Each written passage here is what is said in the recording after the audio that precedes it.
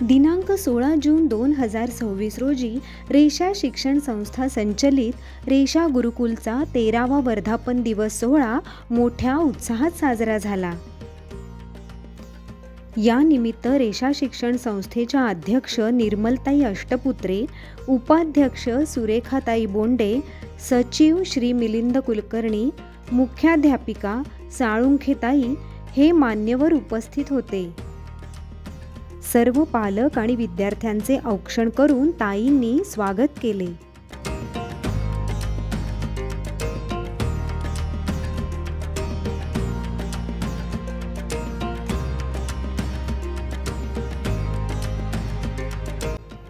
सर्व मान्यवरांच्या हस्ते दीप प्रज्वलन होऊन सोहळ्याचा शुभारंभ झाला.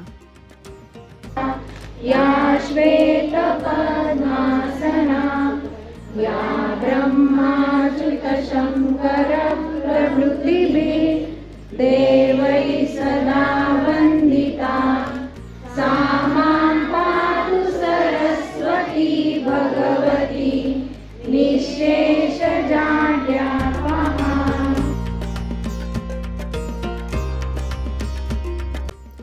रेषा गुरुकुलच्या मुख्याध्यापिका साळुंखेताईंनी सर्व मान्यवरांचे स्वागत केले.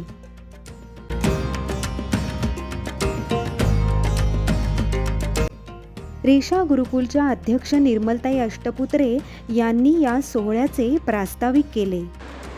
आता जे स्वागत गीत झालं ना, मला वाटतं या स्वागत गीतातून इथे आम्ही काय करतो याचा पूर्ण सारांश त्या स्वागत गीतामध्ये होता. आणि म्हणून आम्ही हे रेषाचं भक्कम असं पाऊल टाकण्याचा प्रयत्न केला आणि त्याला तेवढीच भक्कमतेने साथ दिली तुम्हासारख्या सगळ्या सुजाण पालकांनी. आणि मग आपली संस्कृती, आपलं जे आहे, जे आपल्याला मिळालेलं आहे, हे टिकवण्यासाठी काय करता येईल म्हणून हे रेषा गुरुकुल. आज वर्धापन दिनाच्या मनापासून शुभेच्छा देते.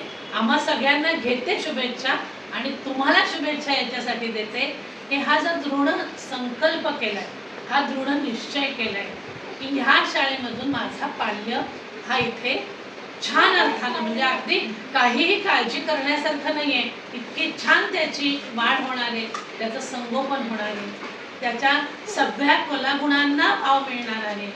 या उद्देशाने तुम्ही जो आमच्या देशावर विश्वास टाकला, पहिल्या प्रथम मी त्याचं अभिनंदन करते. मग इथे नृत्य चालतं, इथे अभिनय चालतो, इथे वेगवेगळे क्लासेस होतात, संस्कृत होतात, विविध प्रकाराने जी प्रशिक्षण मुलांना आणि पालकांना देता येईल तो विचार सतत मिलिंद, अर्चना हे लोक करत असतात. अरे मुलं किती छान आल्याबरोबर नमस्कार करतायत, किती शालीनतेने वागतायत, नम्रतेने वागतायत. मला वाटतं हे चित्र तुमच्या घरात पण असेल. मुलांचं वागणं बदल त्यातून ताबडतोब शाळेकडे वळतात आणि इथून जाताना जे घंटेची वाट बघत नाही, ते घरी जा असं म्हणायची वाट बघत नाही, ते इथेच थांबतात, त्यांना इथेच आवडतं, त्यांचं पाऊल इथे अडखळतं. या अडखळण्याचा अर्थ असा आहे की त्यांना ती शाळा आवडते. रेषा शिक्षण संस्थेचे सचिव श्री मिलिंद कुलकर्णी यांनी गुरुकुलचे दैनंदिन कामकाज याची माहिती पालकांना दिली. तसेच गुरुकुलच्या आचार्यांचा परिचयही पालकांना करून दिला. पण त्याला आपण हे शिकवतो की तू तुझं अनालिसिस तू काय, तू कोणाशी कंपॅरिझन करायला जाऊ नको. ह्या पद्धतीने आपण त्या मुलांमध्ये आज स्वतःबद्दल मी कोण आहे याची आपण जागृती करतो. आणि ह्या जागृती करता आपण काय केलं, निर्माण करायचे. म्हणून दरवर्षी आम्ही थोडे आचार्य निर्माण करतो आणि ह्यावेळेस आपण आचार्य एका वेगळ्या पद्धतीने उभे केलेले आहेत.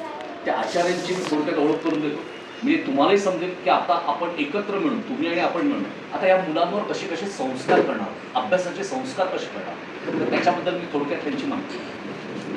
हस्तकला आणि चित्रकला याच्याकरता आपण एकच आचार्य निर्माण केलेले होते. ह्यावेळेस आता आपण असं केलं, आता चित्रकलेचे आचार्य हे वेगळे निर्माण केले आणि हस्तकलेचे आचार्य निर्माण केले. ते आहेत आता हस्तकलेकरता मागच्या वर्षापासून गेले 4 वर्षापासून आपल्याकडे ज्या आहेत त्या विद्यार्थी शुक्ल नावाच्या स्तरीय चित्रकला स्पर्धेत घेतलेले आणि त्या स्पर्धेत आपल्या मुलांनी खूप छान सहभाग घेतला आणि त्यांना खूप चांगलं पारितोषिक मिळालं, प्रशस्तीपत्र त्यांना छान मिळालं. त्या ज्या घेतात राज्यस्तरीय स्पर्धा, त्या विद्याताई देशपांडे यांना आपण यावेळेस विनंती केली होती की तुम्ही आमच्या शाळेला गुरुकुलला जॉईन होऊन जा, आणि त्यांनी मान्यता दिली की तुमची मुलं एवढं छान करतात आहे. तर त्या ह्या वर्षी आपल्या शाळेला चित्रकलेच्या आचार्य म्हणून त्यांनी आपल्याला जॉईन झालेल्या आहे, आणि त्या ह्या वर्षीपासून पूर्णपणे गुरुकुलाला चित्रकले. तसंच आपल्याला मागेही आहेत त्या ज्या आपण स्टोरी टेलिंग म्हणतो की गोष्टी सांगणं, ते सांगण्याची पद्धत कशी आहे, त्या सायलीताई दशरथ आहेत. आज आपण जिम्नॅस्टिक्सला, फिटनेसला आज साधारणपणे 30 वर्षापासून फिटनेसमध्येच असणार आहे वैभवजी कुलकर्णी नावाचे सर आहेत. ते आपल्याबरोबर गेले 3 वर्षापासून आहेत. चौथ्या आहेत भरतनाट्यमच्या सोहा कुलकर्णी, नाट्यम झालेलं आहे, तिचे क्लासेसही आहेत, आणि ती आपल्या इथे भरतनाट्यम शिकवतेच, गुरुकुललाही शिकवते, आणि प्लस ती 2 ठिकाणी वेगवेगळे क्लासेस. तिसरं जे आहे की नाशकातल्या सर्वात मोठ्या एक आचार्य कुलकर्णी नावाच्या मॅडम आहेत, त्या कथक घेतात. त्यांच्या जे मुलगी आहेत डॉक्टर सुमुखी आत्मे, त्यांचं 2013 पासून आपल्याकडे कथक संबंध आपण शिकवतो. त्या ऑलरेडी गेले 12 वर्षापासून आपल्याकडे त्या कथकचं शिकवतात. त्या मान्यवरांच्या हस्ते सर्व आचार्यांना शैक्षणिक साहित्य प्रदान करण्यात आले.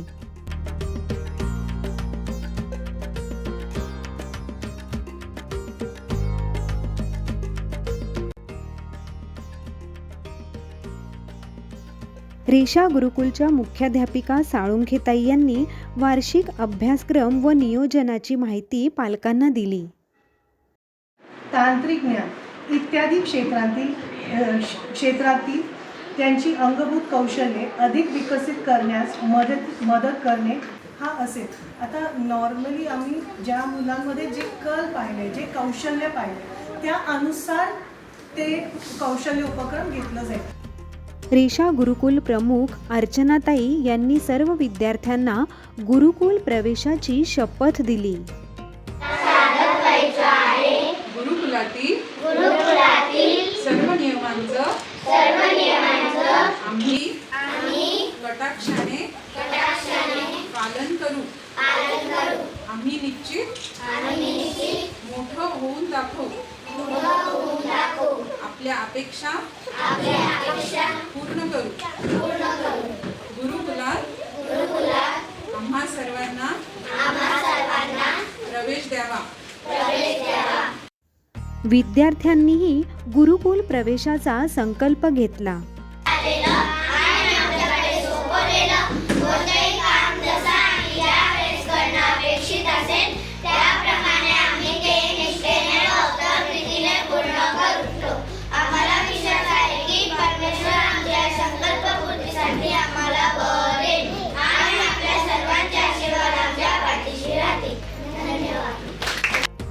यानंतर रेषा गुरुकुलच्या उपाध्यक्ष सुरेखाताई बोंडे यांनी सर्व पालकांना आपल्या पाल्याला गुरुकुलात प्रवेश घेताना घ्यावयाची प्रतिज्ञा दिली.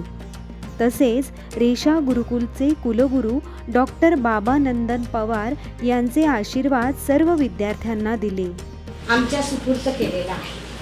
मी डॉक्टर बाबानंदन पवार या शिक्षण संस्थेचा कुलगुरू म्हणून मी आपल्याला आश्वासन देतो की आम्ही सारे आपल्या पालकाच्या घडणीसाठी सर्वतोपरी प्रयत्न करू. तुमच्या प्रयत्नांना गती मिळणार नाही, म्हणून पालक म्हणून आपल्याला ही एक प्रतिज्ञा घ्यायची आहे. कुलगुरू माननीय बाबा यांच्या वतीने मी तुम्हाला आमच्या पाल्याच्या घडणीसाठी घरात ज्या प्रकारचे वातावरण गुरुकुलाला अपेक्षित आहे तसे ते ठेवण्याचा आम्ही प्रयत्न करू. दर महिन्यात होणाऱ्या पालक शाळेला आम्ही आवर्जून उपस्थित राहू. ही प्रतिज्ञा आपण सगळ्यांनी आता. चांगले नागरिक व्हा. तुमची वाटचाल प्रकाशाच्या दिशेने होऊ द्या. यशवंत व्हा, कीर्तिवंत व्हा. आम्हा सर्वांचे आशीर्वाद सदैव तुमच्या पाठीशी शक्तिरूप होऊन राहतील हा विश्वास असू द्या. शुभम भवतु शुभम भवतु शुभम भवतु. यानंतर सर्व विद्यार्थ्यांना ताईंच्या हस्ते शैक्षणिक साहित्य प्रदान करण्यात आले.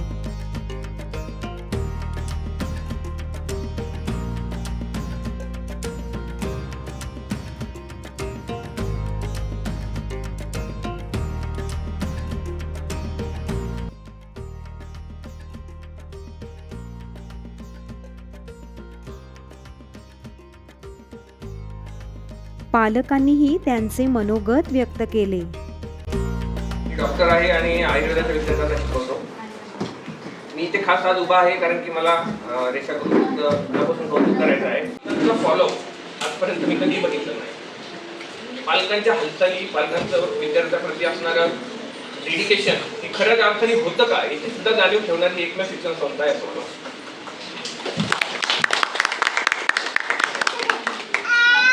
पालकांना बोलून, पालकांना आवर्जून अशा कार्यक्रमासाठी उपस्थित ठेवायला लावणारे.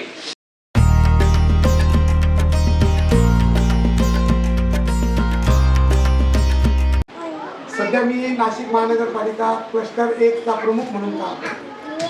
माझ्या अंडर 246 शाळा आहेत, परंतु माझ्या नात्याला मी इथे टाकलं. रेषा या संस्थेत आम्ही यावर्षी ॲडमिशन घेतलं. त्याचं कारण 2 वर्ष आम्ही जो अभ्यास केला, जसं तुम्ही आमचा अभ्यास करत होता तसा आम्ही पण मुलांवरनं या ठिकाणी शैक्षणिकदृष्ट्या अभ्यास करत होतो आणि आम्ही ठरवलं की त्या आपण या ठिकाणी टाकू. तू खरंच मी तुम्हाला खूप धन्यवाद देईन की आपण हा शैक्षणिक संस्थेत या ठिकाणी मी माझी नात तुमच्या सुपूर्द केलेली आहे. आज तर तुम्ही तिला परत शपथ दिली, परंतु मी 2 वर्षापूर्वीच आपल्याला सुपूर्द केलेली आहे.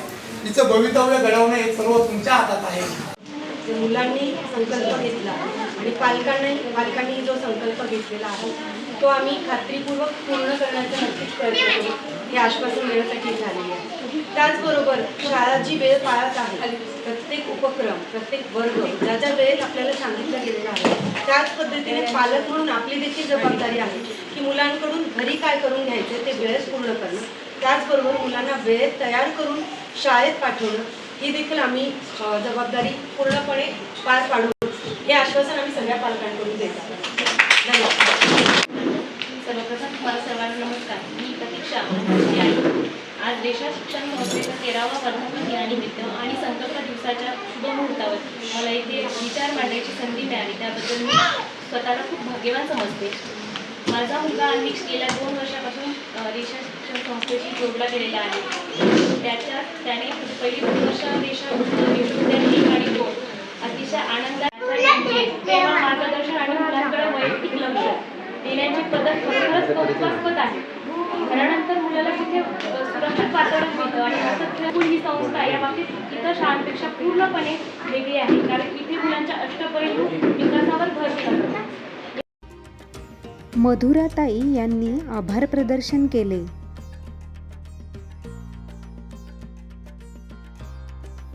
गुरुकुलच्या सर्व विद्यार्थ्यांनी सांस्कृतिक कार्यक्रम सादर केले आणि या 13व्या वर्धापन दिवस सोहळ्याची सांगता झाली.